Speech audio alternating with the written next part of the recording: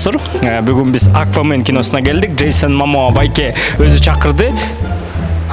Ой, дурак.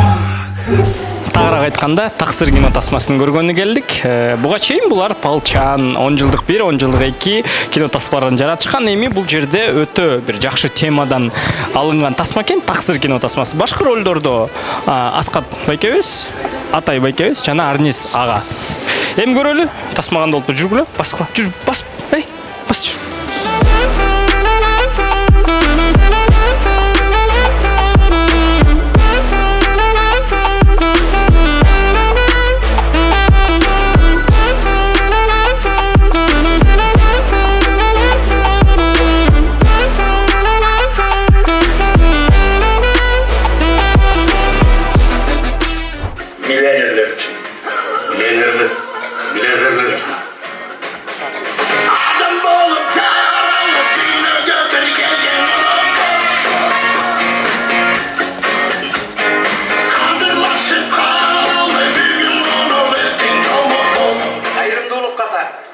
Çın jirogubuzdan 6 milyon so'm çın jirokdan ötkөрүп berip atабыз.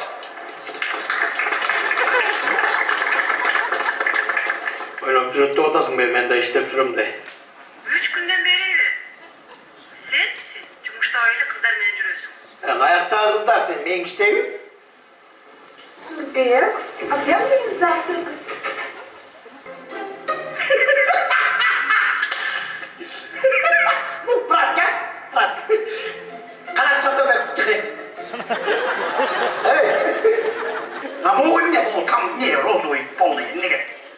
Бұл сенің аялыңдың тағыныштары обидкалары. Жалғыз өзіре кіргізіп ет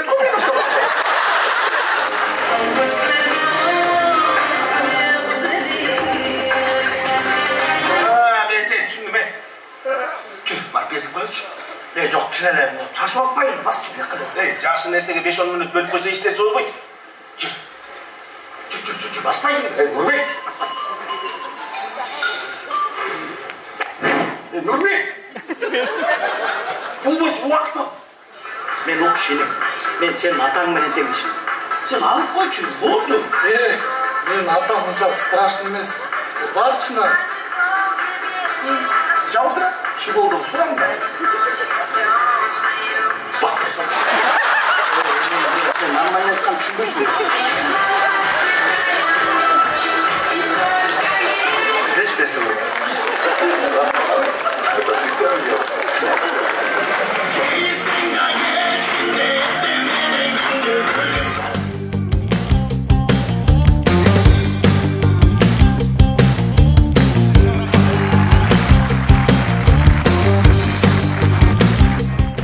Муслам аке кандайсыздар?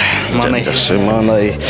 Өзүңөр билгендей ар дайым эле тартып жүрөсүңөр. Кинодон бүткөндөн кийинки баягы айтып бере алгыс чувство, сезимдер болот го. Ошондой болуп эле турам азыр.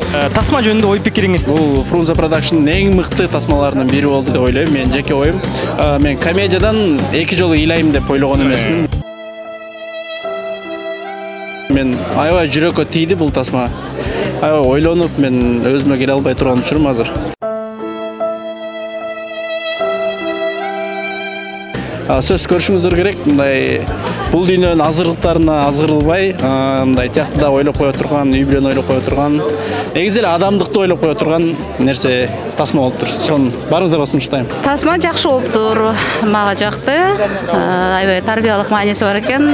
Көптөгөн ошо жаштарга азыркы жашоо турмушта ойлонто турган көп нерселер бар экен. Анткени ар бир адам жашоосунда ар кандай учурларга туш болот экенбиз. Кээ бир учурларда жаман иштерди кылабыз, жакшы иштерди кылабыз дегендей, бирок Кудай өзү бар экени жөнүндө эскертүү бул өтө жакшы нерсе.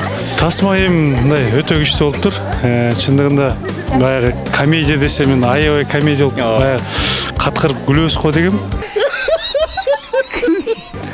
Андай болуптур, бул көбүнчө мааниге тарбиялуу мааниге ээ болгон аябай жакшы тасма болуптур.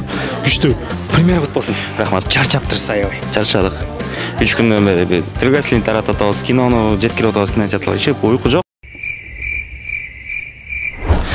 Если даже бош убакыт болсо деле уктай албайсың кыжалатыңдан. Себеп дегенде бул жөн эле кино эмес, бул жөн эле комедия эмес, бул жөн эле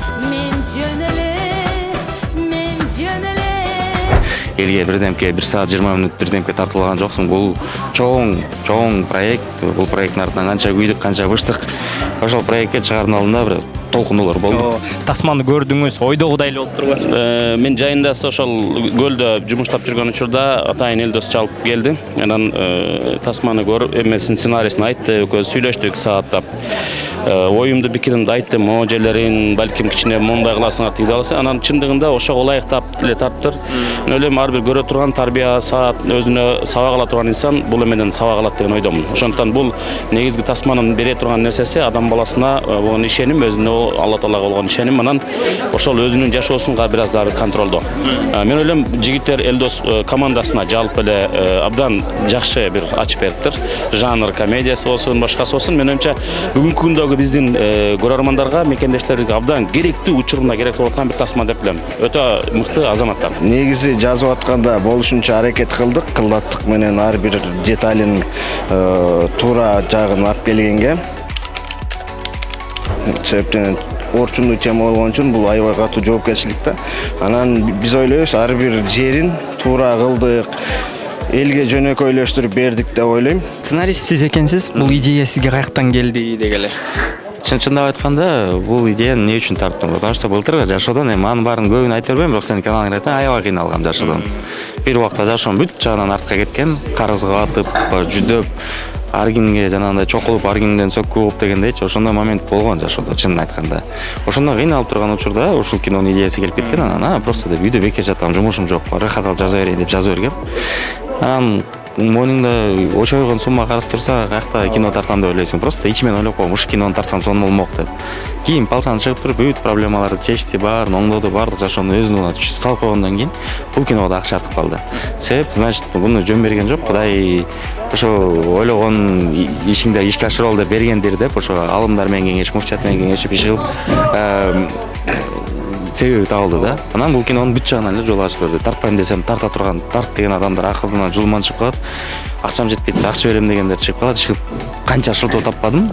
Тартпай эле коеюнчу лучше тамашасы деп. Анан сценарийди окутканда эмнеге тартпай атасың деп мени муфтияттагылар, алымдар айтып туруп, сонун комедия экен, сонун кино экен, максаты жакшы экен, тарт мону деп туруп күйлөгөндөн анан канаттар жайган ойдон кетти. Башка кинолорубуздан мисалы 10-15 күндө бүтүрүп кое турган болсок, бул тасма 3 айдай тартылды. 3 айдай тартылды. Анан ар бир кыймылыбызга бирөөлөрдөн сурап, билген адамдардан сурап, муну кандай кылсак болот деп детально сурап тарттык да. Кыйынчылыгы мен үчүн ошо болду. Анан бул аябай чоң жоопкерчилик да. Ошол үчүн кичине кыйыныраак болду го деп ойлойм, бирок чыгып келгенде башка кинолоруман жакшыраак болду го дейм. Өзүңүз бул тасмага кандай салымыңызды коштуңуз же кошпой калдыңыз? Бул тасмага мен моралдык эле жардам катары, давай сонун ушундай тасма тартыш керек. Акча-пакчасына караба, тыйын болсо жардам керек болсо. Жок, тыйын не самое главное. Касса чогулбаса койсун, айтып атпайбы өзүчү, Элдос айтып атпайбы.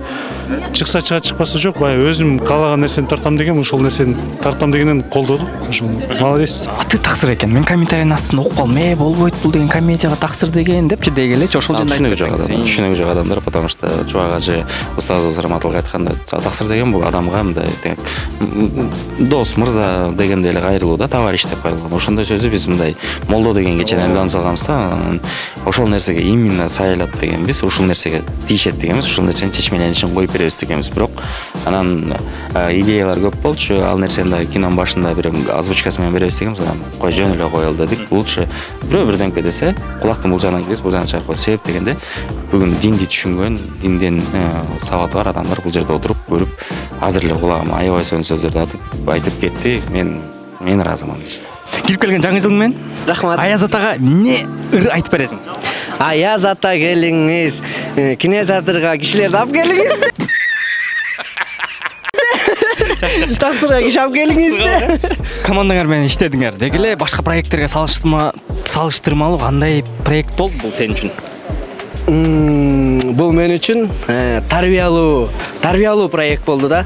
Анткени бүт жерде эле мындай, кандай десем, мындай любой нерсени тартып атканда эле тарбияга салып, монтпеш керек турбайбы? Мисалы, бир нерсени билбейм да. Мисалы, мындай кылганды билбейм, тине кылганды билбейм. Маяк мындай турбайбы депчи. Ошолорду. Тасма аябай жакшы болуптур. Жакты мындай душевный тасма болуптур да. Ошол эмне дейбиз? Мындай ыйман жакка жолдогон жакшы маанидеги кино болуптур. Ошол. Тасмага эмне каалайбыз?